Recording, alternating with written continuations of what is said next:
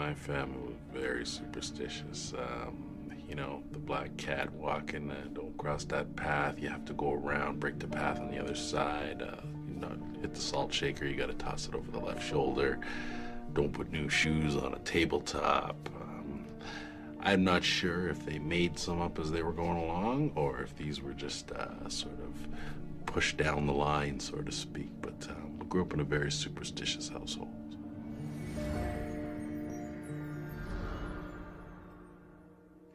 Growing up ghostly. What would it do to you if you saw ghosts when you were still in your formative years? Hello, I'm Lawrence Chow. Welcome to Ghostly Encounters. Today we'll hear two supernatural stories that began in childhood. We'll look at those things in our upbringing that shaped the way we would respond if we ever thought we'd seen a ghost. When they felt they'd stumbled onto the spirit world, Lance Wynn and Lesley LaRocque's reactions ranged from acceptance to absolute terror. For Lance, a calm response came from a childhood spent in the warmth of a large, extended, and superstitious family. We used to live in an old house in Kensington Market. And my grandmother, of course, she had 10 kids, so we obviously had a big family. We'd lived there for one generation, but prior to that, it was actually one of the original houses built in Kensington Market. I remember a lot of cold spots in the house, a lot of footsteps and creaky stairs. Now, mind you, I was young and it's a busy house, but I know that house always had weird feelings. I remember being 4 years old and walking upstairs to bed by myself, and that because our staircase, of course, you went up the first staircase, had to make the sharp left around the rail to go up to the next staircase. Well, that bedroom that I didn't like was directly at the top of the stairs, so I knew that every time I went up to bed, it made me feel like nothing else did. You know that feeling you have when you walk into a place you've never been before? Well, you take that and you feel like that every time you walk into the room? That's a bit odd. I remember getting to the top of the stairs and I was barefoot and I could feel this cold breeze come right across my feet.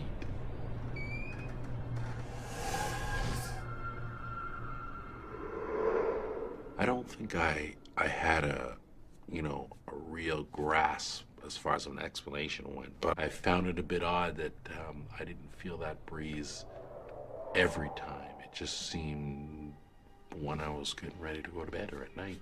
I don't believe it was built on any burial ground or anything like that, but the fact that the house had seen so many people and so many families come through it, I guess there had to be something still lurking in those walls. When you're in the inner city, they have a program that allows the inner city kids to get a chance to go and experience some nature and that sort of thing. So we had Island School, Toronto Island School, which is situated on Hanlon's Point. And on that island there's a lighthouse as well that is supposed to be haunted. So the teacher takes us to the lighthouse. While we're on our way, she's telling us the story of the innkeeper, J.P. Rattermill, who was the first innkeeper who was brutally murdered by some drunken soldiers for not giving up his beer. His body was dismembered and was scattered around the area of the lighthouse. So they took us to the lighthouse. Now, when you open the lighthouse door, it's a big wooden door to the lighthouse, and you open it up. Immediately to your left, there's another big door, and then the stairs, the spiral stairs that lead up to the top. Well, I think the story that initially scared us was the fact that not only does J.P. Rattermiller apparently walk the islands at night, but apparently one of the caretaker in charge opened this door that was immediately adjacent when walking the lighthouse, and what he saw inside scared him so much, turned this young 20-year-old dark-haired guy, turned his hair totally white, and he apparently never spoke again.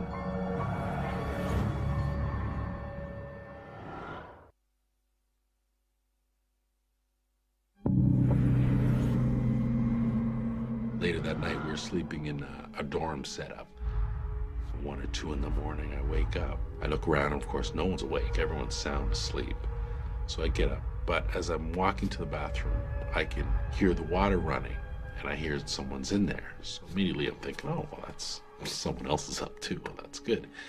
Well, I walk into the washroom, and the first thing I see is caretaker. He's at the far end, and he's mopping the floor. I said to him, hi, and he said, hi, you're up pretty late. And I said, yeah. So as I'm going to the washroom, he continues mopping, and I said to him, kind of foolishly, wow, I guess you work here, eh? And he goes, yeah. I go, you've been working here a long time? And he says, yeah, I've been working here a long time. And I said, wow. And I said, have you ever been to the lighthouse? And I think to this day, I've never had anyone look at me quite the way this guy looked at me. It was fear, shock, all rolled up into one. He glared right at me, never took his eyes off me, put the mop down, and walked out the whole time looking at me as he walked by me. So that's fine. So he left, and I proceeded on my way and went back to bed. Well, the next morning we're around in the yard, and we're getting ready to leave. And I say to one of the teachers, I said, miss, I saw the caretaker with the white hair. She said, let me check with the head caretaker to see who you might be referring to. They walk back over to me, and he says to me now, he says, what caretaker did you see? And I said, young guy, white hair, he had on blue overalls, and, just mopping the floor. And he goes, we don't have anyone with white hair, or actually anyone on staff other than me at this time. I was the only guy on staff, he said. But something strange did happen, was that this morning when I went to do my rounds, I went to go for my mop and pail, and it wasn't in the storage room where it usually is. And he said, I found it in the washroom. So, did I see a ghost? I don't know. And then I started thinking, did I dream it? No, I don't sleepwalk. I'm a light sleeper. Could I recognize this guy's face? Yes, definitely. Did he have white hair? Yeah. And I'm thinking, did I hear a door close? No. Did I even hear footsteps, although I can remember him wearing work boots? No, actually. I found it to be a little creepier later on, when you start putting the pieces together as to, what I might have seen.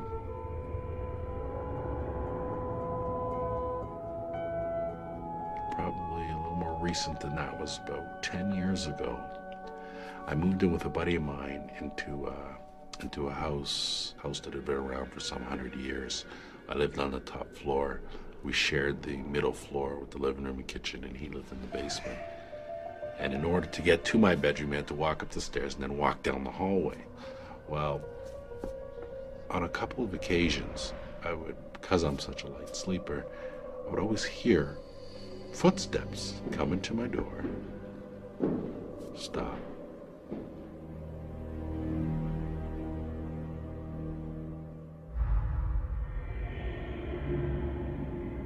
That happened about 3 or 4 times.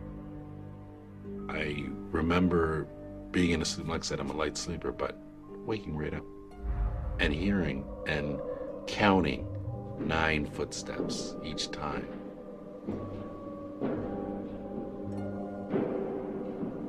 It was just coincidental. One night, my roommate and I were coming back home, and there was a young guy, and he was standing outside of our house looking at it. And we pulled up, and he said, hey, you guys live here? And I said, yeah. He said, who sleeps upstairs in that bedroom? And I said, I do. He said, have you heard any strange noises? And I said, as a matter of fact, I have heard a few. He said, well, because, my mother, she committed suicide in that bedroom. She hung herself. Wow, I never heard any footsteps after that. But I think just hearing that made me a little leery, and I won't say scared, but I don't think I slept as soundly after that as I did prior to that. That explained quite a bit, and I think I always came to the conclusion that I don't mind living with a ghost, providing it's a pleasant ghost. That's my only requirement, so. Why could Lance see what he saw? Certainly his superstitious family helped open him up to the possibility of ghosts. But our experts also note that both his childhood encounters took place in historically and psychically charged places, an old house that has seen many souls pass through its doors, and a famous murder scene. They suggest that what he may have experienced was a weight of psychic disturbances that sometimes push into our reality at vulnerable points, like the scary bedroom. Maybe the occurrences didn't frighten Lance because they related more to the location than to him specifically. As a child, Lesley the Rock didn't know about her own family's psychic background, but she was still fascinated by the supernatural from a young age. I was very interested in reading about ghosts before anything had ever happened to me. And that was from an age of 7, maybe. I knew all about what they were, but I was like, how could this be? And then it happened.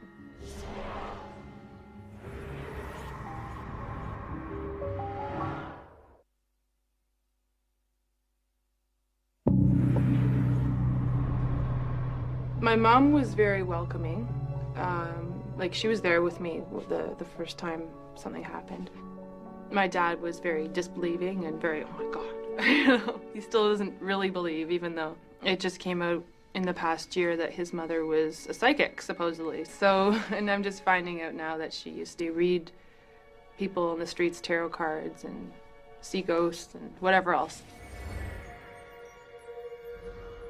Though Lesley was interested in the spirit world, nobody else in her house was. So at age 9, when the ghosts she'd been reading about seemed to leap off the pages of her beloved books, it was difficult for her to deal with the fallout.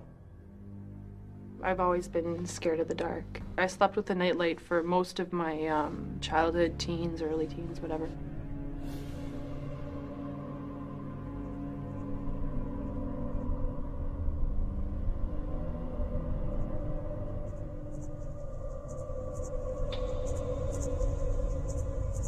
I'm usually fine if someone else is there, and it's really weird because there were people right there in the next room, but the covers were good enough. As long as the covers were over my head, I wasn't scared.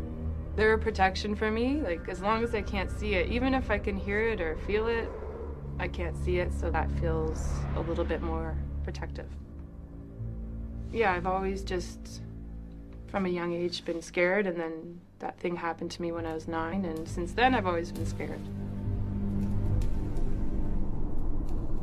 I just turned 9 and it was Christmas time, and we had gone to Mackenzie House, my mother, my sister, and I, and we were all in the living room part of the house, and there was what's called a kissing bough, and I just remember being bored and learning about, oh yeah, they had this kissing bough and people used to stand under it. That's the last thing I remember her saying before I wandered off.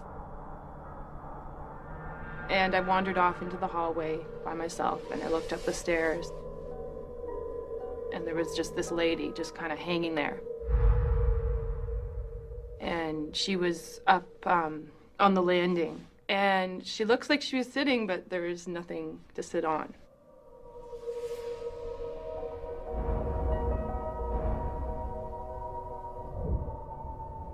And she was reaching out and looking straight into my eyes. And that was what really, like, sent me off. And I screamed, and I just ran right back to my mom. And I was like, Mom! And she came out, and there was nothing there, of course. I can still see her in my head. She looked steel cold and scary and not a friendly presence. She seemed to be looking at me like, what are you doing here?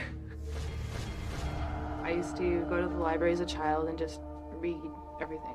Just one of the interests that I took to was ghosts and the supernatural and ESP or whatever else. Like, I believe I was open to it when it happened to me. Even though I wasn't wanting to see a ghost, I think reading about it, I was like, what are these and why do they show up to some people?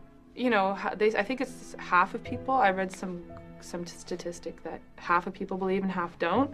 And I guess that half that doesn't, I don't want them to think I'm some kind of loony, because I'm not. And it just, to know that people aren't believing me makes me kind of get my defenses up a little bit.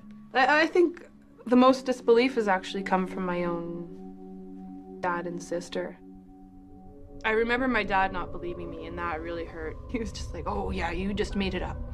I'm like, "No, I didn't make it up." He's like, "Well, it was something that you conjured in your brain." And I'm like, "No, I didn't." You know, it's been like that over like the years, and caused a couple fights. I think anyone could possibly see them if they're open to it, and if they are in the right place at the right time.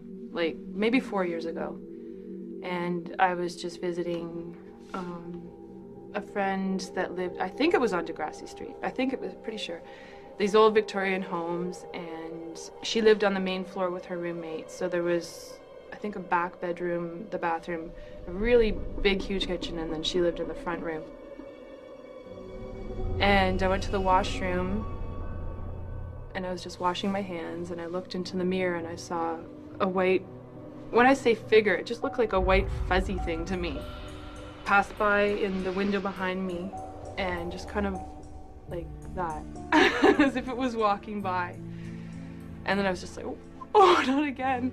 And I think at this point I was just like, I don't want to see any more ghosts. I don't want anything more to happen to me. I'm done with it.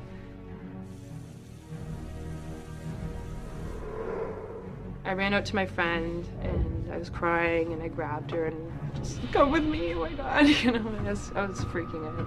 And I stuck my head out the side door, and just to make sure, because I was positive that it was really, really high off the ground, and I was, you know, there's no way somebody just walked by there.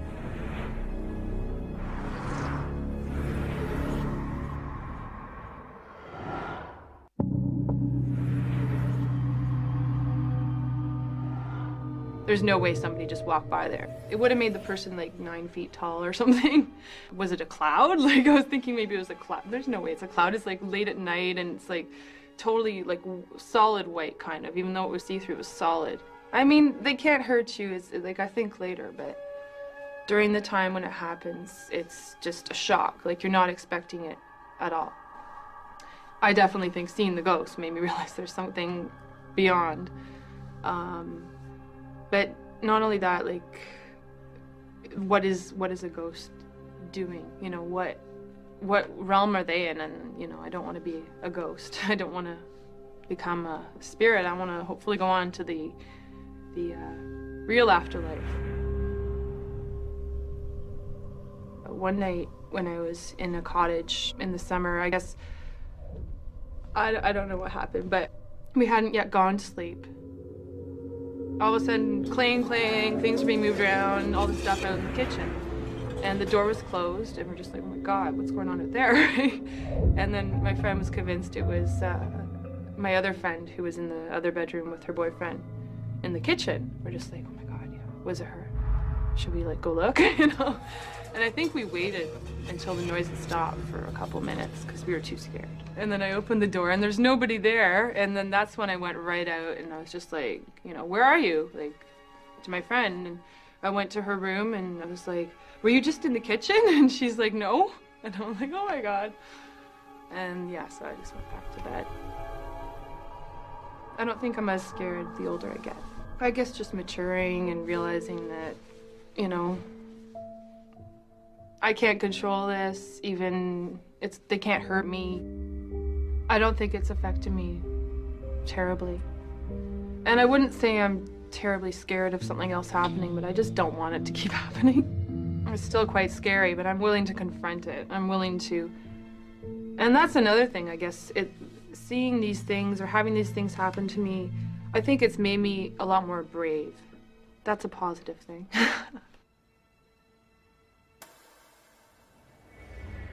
In both Lance and Lesley's stories, the ghosts themselves are neutral, if a little alarming in the case of the Mackenzie house. But while Lance viewed his experiences in a mainly positive light, Lesley was terrified. What makes the supernatural so negative to Lesley? It's not just the encounter itself. It's the vehement reaction of her father and sister. She is torn between an apparent familial ability to see ghosts and her family's anger with her for insisting they exist. Adding to her confusion is a fear that some might label her as crazy.